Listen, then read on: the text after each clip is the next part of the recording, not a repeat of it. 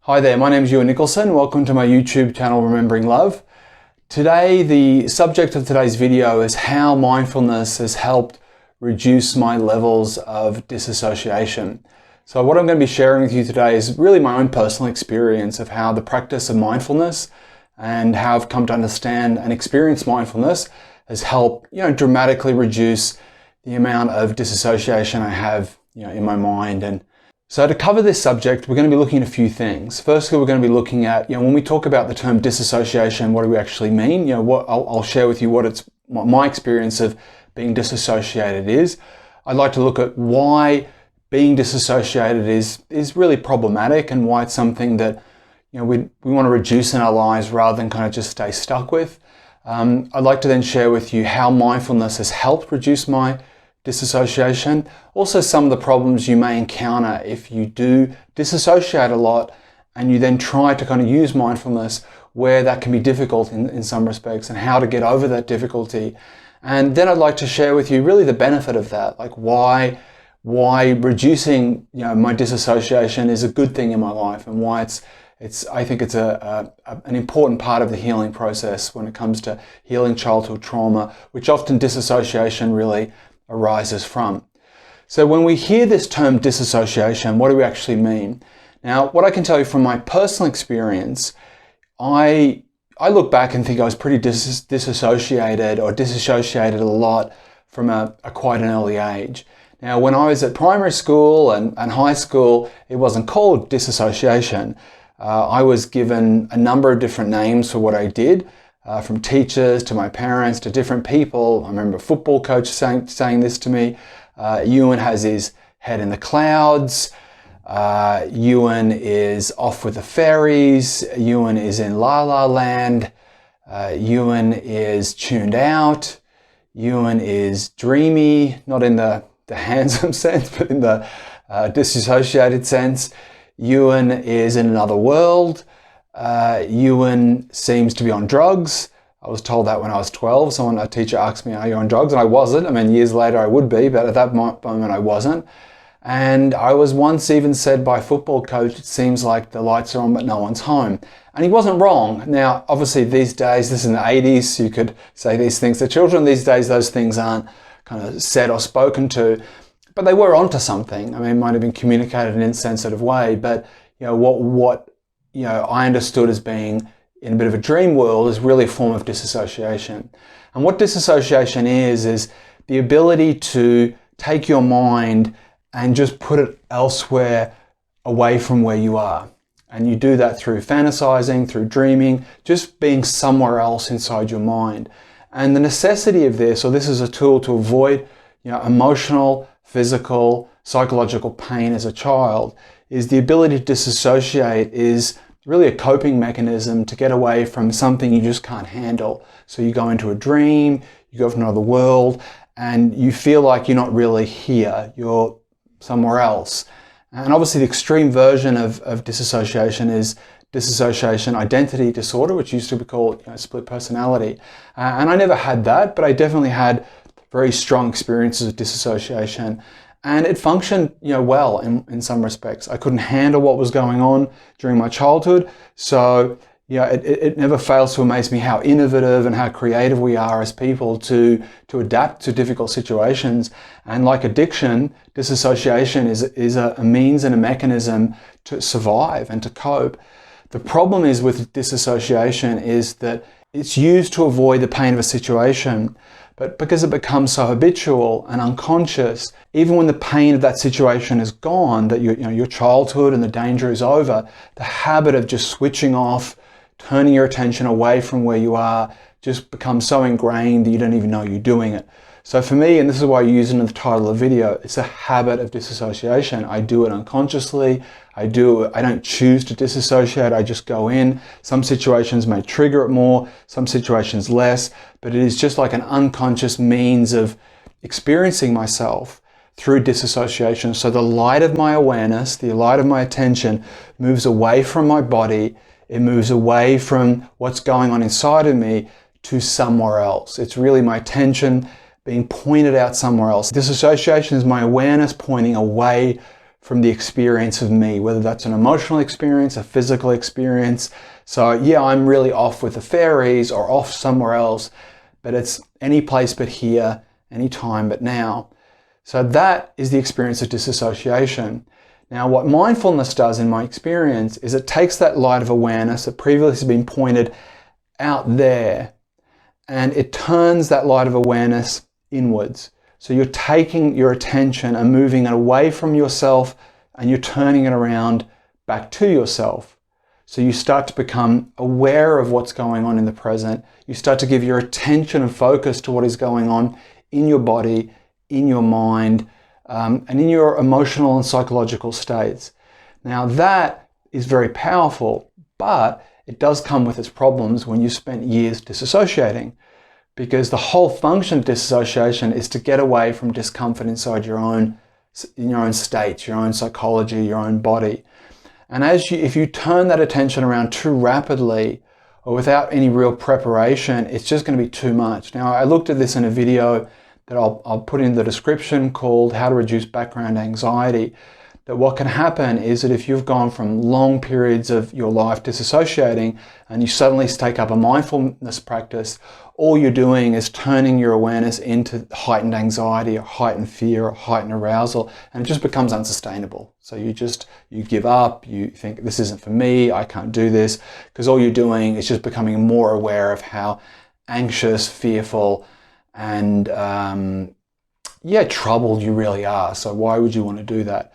So what I've found and what's worked for me in terms of using mindfulness to reduce my disassociation is, first of all, regulating my nervous system and getting my nervous system and my body in a more relaxed, calm, non-hyper-arousal, fight or flight kind of mode, which often the disassociation is a way to get away from that feeling. So you feel this heightened fear, you feel this sense of danger, and a way to kind of just get away from it is just to disassociate.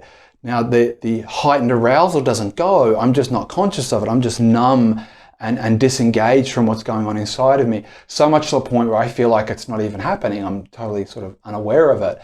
But as I stop disassociating, turn around my awareness to what's really going on, I'm suddenly aware of how frightened and fearful and how much my nervous system is set to that. So then I stop my mindfulness practice. I want to be reminded of that. I can just go back to disassociating. So one of the first kind of foundational things, for me at least, moving from disassociation to mindfulness has been about really calming and relaxing my nervous system down. Two of the methods that I've used that have been most effective have been the Safe and Sound Protocol, which I'll put a link in, and probably most, because I use it on a day-to-day basis, is TRE, the Trauma Release Exercises. And I've got to a point now where before I begin my mindfulness practice, I will do 10-15 minutes of that practice every day before my practice. And to me, it's just part of my meditation practice is doing my TRE, like a jogger stretches before they go running. That has helped me a lot. Now, at the same time, you can do all that, but there is an awareness on one level that there is this reversing happening, that if I've been entrained and habitually used to just moving my attention away from what's going on in my body and in my mind, turning it around back on it is just going to take time. So there's a patience required and a persistence required. So although doing the foundational work I think has definitely helped, and it's been something that I don't think I could have got to where I've got to in my mindfulness practice if I hadn't done that, there's also just a necessity for persistence, where you keep up the practice, you are consistent with it, and there's some degree of determination that reversing this attention pointing outwards is going to take time, and there's going to be moments where it feels a little uncomfortable, and I just have to trust the process, and I just have to varying degrees stick at it. And what I've found is, as I've done that and I've developed a consistent practice and I've built it up, I haven't tried to do 2 hours of meditation a day and failed after 3 days. I mean, actually I have tried that and it didn't work, but as I've tried to kind of build it up little by little, bit by bit, then it's not so dramatic. It's not this, suddenly that. It's more this slow process of here, and then maybe I go back a bit to disassociating and back again, and I start to feel more familiar and more comfortable with the light of my awareness being directed towards myself. And this is why I think it's really important, and this is the kind of, the crux of what I want to communicate in this video, is the reason mindfulness is such a powerful practice when it comes to reducing disassociation, and why it's such an important practice when it comes to reducing disassociation, is to be present with where I'm at. Is just, it's where the party's at, it's where life is at, it's this present moment is where everything is happening. And my ability to start enjoying and appreciating just who I am, where I am, and what's going on, without fear and sort of like worry and concern, to be able to turn the light of my attention into myself and to look and find there's nothing bad, there's nothing I can't handle. Actually, there's amazing things. There's a richness and a depth and a stillness and a serenity. And even the pain that comes up, it's felt, it's experienced, it's acknowledged, and I can handle it, and to recognize that I'm safe, to recognize that everything's actually okay inside myself, is what mindfulness has given me. Because disassociation as a very habit is the unconscious affirmation that I am not safe, that I am in pain. And every time I'm disassociating, what I'm really saying is I can't handle what's going on inside of me. Every time you pick up a drink when you're in the midst of addiction and alcoholism, you're saying, I can't handle what's going on inside of me. And disassociation, addiction, all these things are functional habits. There was a time when I was 5 or 9 or 10 where, I couldn't handle what was going on in me and I needed to disassociate. But what I'm doing now that I'm 46 is I'm acknowledging that I can. I have the resilience, I have the capacity, I have the courage, I have the stability to be able to be with what's inside of me. So every time I practice mindfulness, every time I reverse and undo the habit of disassociation, what I'm doing is reaffirming that I'm okay inside myself, that there's nothing I need to be afraid of, there's nothing I need to turn away from because it's too much. It's quite the opposite. As I turn inwards and bring the light of my awareness to what's going on inside of me, I discover there's a lot of great things. There's the ability to be in the present, gives me access to everything that's happening. To be present with myself is to be present with others. Because when I'm disassociating and I'm kind of off somewhere else, I'm not present with my kids, with my wife. I'm not present in nature. If I'm out in the woods or I'm out for a walk in the park, I'm just somewhere else. I can't appreciate the birds, the trees, the wind. And what the practice of mindfulness and the reversing or the undoing of disassociation gives me an appreciation of the beauty of what's right in front of me. The other day I was in the lounge room on my own and I was just listening to the clock ticking. And I was just listening to it, and I just enjoyed listening to a clock ticking. And that's an odd thing for me, to be able to be just there listening to the rhythmic tick of a clock and to kind of just get into it. And it sounds kind of weird, and maybe it is weird, I don't know. But yeah, it was an interesting experience just to be able to be present enough there and then to enjoy the sound of a ticking clock. And that, so a whole world opens up of nature, people, situations that, reducing your disassociation will give you something that is really worth the effort and the time to do it. So look, I hope this has helped. I hope this has made sense. If you've enjoyed this video, please like and subscribe, and please take care of yourself. Bye-bye.